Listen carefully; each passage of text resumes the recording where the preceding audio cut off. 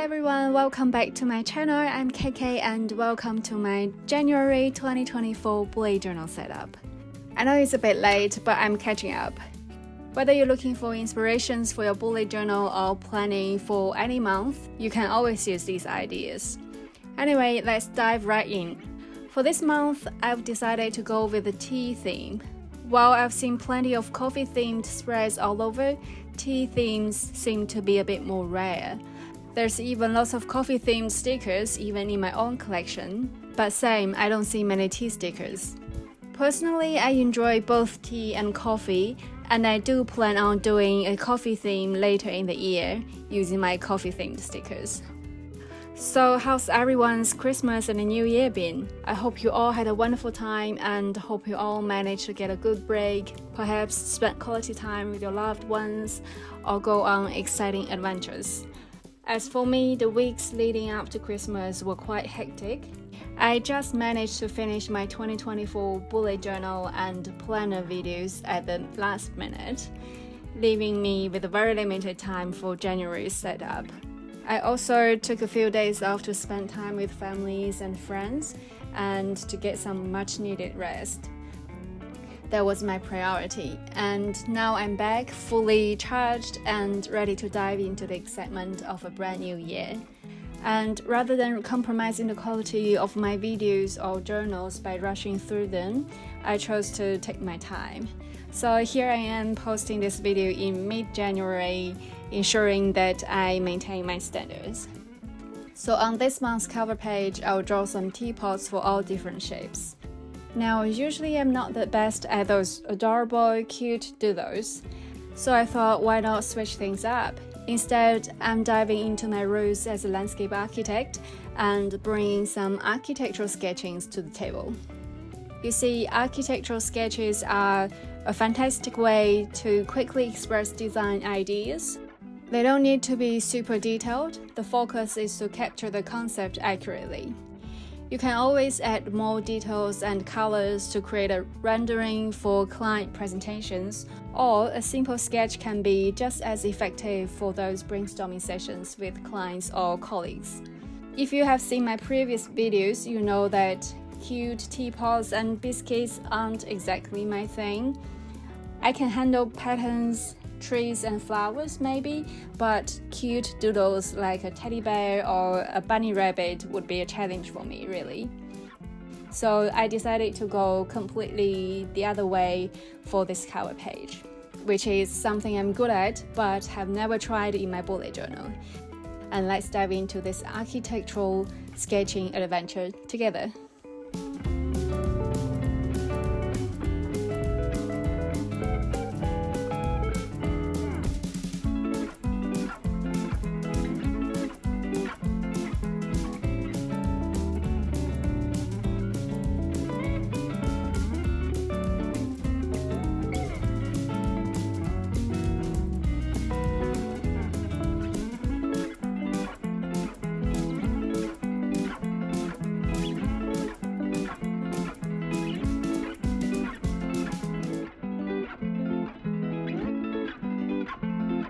While I could likely get by without the pencil sketches, I want to ensure a flawless start. It's the first month of the year with a fresh new book. I'm determined to avoid any mistakes. Now this is my cat Muffin. She's comfortably claimed the other half of the table, probably thinking that I've once again stolen her spot. This table is one of her favorites because of the warm sunshine and the perfect view of the outside world. She's not the cuddly type, more of a love me from a distance kind of cat. I knew she wouldn't settle down here. I had this adorable idea of filming us journaling together, but well, you can see how that turned out. It was literally my first stroke, and there goes Muffin. For the coloring part, it's going to be pretty quick since it's intended to be a sketch. Each pot gets a single color. I don't want to make it too complicated. And to add a more three-dimensional touch, I layer the same color at the bottom right for a shadow effect.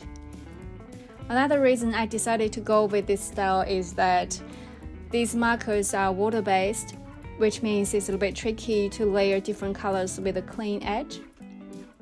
The notebook I'm using is a Paper Ideas A5 dotted notebook. The paper is 100 GSM. It's my favorite because it's just thick enough for my type of drawing and thin enough for easy carrying.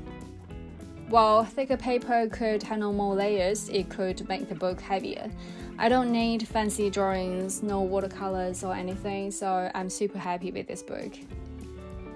The colored pens I'm using are Tumbledew brush pens and Zebra mild liners. The Zebra mild liners are from the new Natural Color set. The brown shades of Tumbledew brushes come from the Portrait set, and there's only one grey one I think is from the Grayscale set. My pens are a bit mixed up, but I can share the exact pen numbers if you're interested. Just drop a comment below.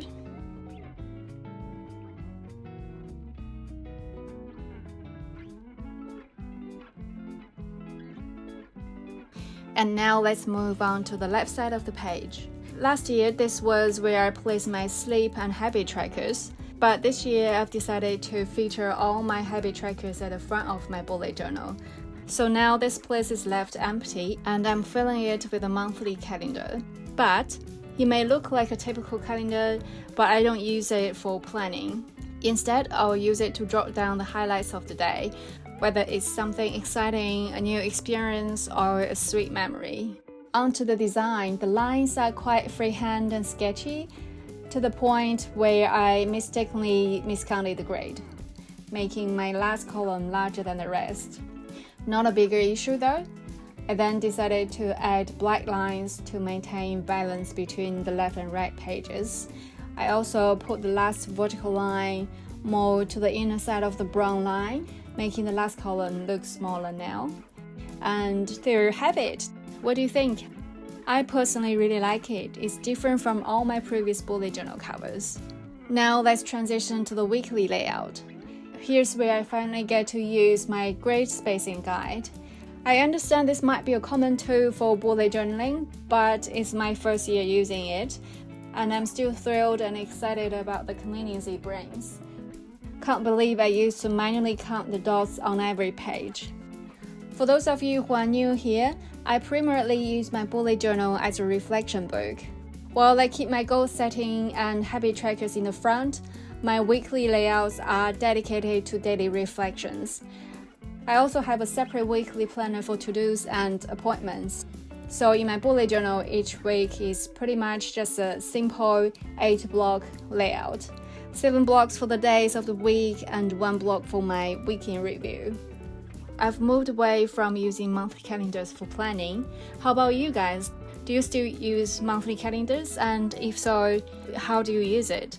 Personally, I find that a monthly planner isn't necessary for me. Whether it's in my planner or bullet journal, I set up my entire month all at once. If something is happening this month, it goes directly into my weekly log on the specific day. For events in future months, I use my future log, which is essentially a yearly calendar. I believe the original concept of the bullet journal is to write as you go without presetting the week or month. That's when a monthly calendar becomes essential. Let me know in the comments if and how you use a monthly calendar. I'd so love to know. So the frames for the blocks here maintain that same sketchy style, and I've added teapots on either side. I made sure the T-spouts are facing my writing area, creating a sense that there's something pouring onto the page. Drawing in this style is both easy and quick. The pencil sketching phase took the longest, I think, and if you skip this process, it'll be even quicker. And remember, you don't need to be precise. I'm being mindful to alternate the colors as well. Each teapot is given colors based on its style and material. I searched plenty of photos for reference, and it's astonishing how many types of teapots there are. My sketch drawings only simplify them, with neutral tones for some, and light or pink for cube-shaped ones, and gray for the metal ones. A tip here is to ensure shadow reflects the spout and handle.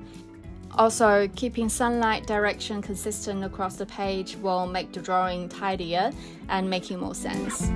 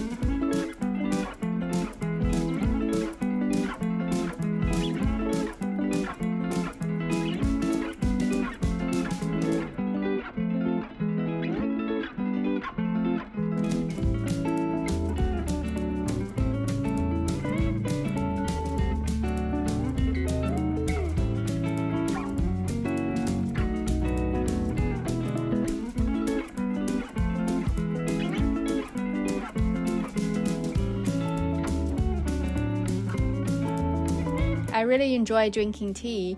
In addition to the traditional tea, I've recently discovered the flavored varieties. There was one that I bought recently that's jasmine green tea brewed with pear, and another one was green tea infused with berries and honeybush. Especially the jasmine and pear combination was unexpectedly delightful. Very refreshing, and even the leaves itself smell so good. And for those not yet a tea lover, I highly recommend maybe starting with flavored options. They are less bitter and you can choose a flavor that suits your taste. Opt for loose leaves if possible, it has a better taste, and as it takes a few minutes to brew, it provides a perfect opportunity to slow down and enjoy a cup of tea. Sometimes it's good to slow down. Some tea leaves can be brewed with cold water, so whether warm in winter or cold in summer, I love them all year round. However, remember not to take too much, as many teas contain caffeine, some even stronger than coffee. I actually love both tea and coffee, but I couldn't drink my coffee without milk, so it always tastes rich and thick. Tea, on the other hand, has a much lighter flavor and it doesn't give you bad coffee breath. I once heard that chewing a few tea leaves can get rid of your bad breath, very similar to chewing gum. I've never tried it, but it sounds like it could work.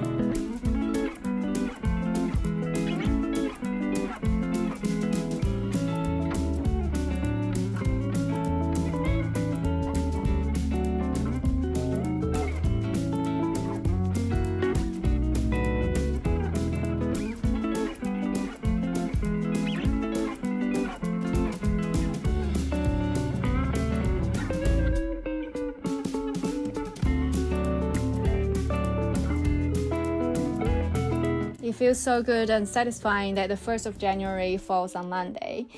Because if not, I'm always faced with the dilemma of where should I record the first few days. Should they continue in my last year's book, or should I place the last few days of last year in my new book as well? So it's such a relief this year. But anyways, as a habit, for each month, I always include the few days of next month into the current month's layout, feeling that I'm planning ahead and more organized this way. As for the font, it follows an architect's calligraphy style, making the page more complete and a wee bit more artistic. So here we are, January all complete, and let's have a quick flip through. Thank you all for tuning in, and I'll see you soon in my February bullet journal setup, and I promise not to keep you waiting this time. Thanks again for watching. Bye!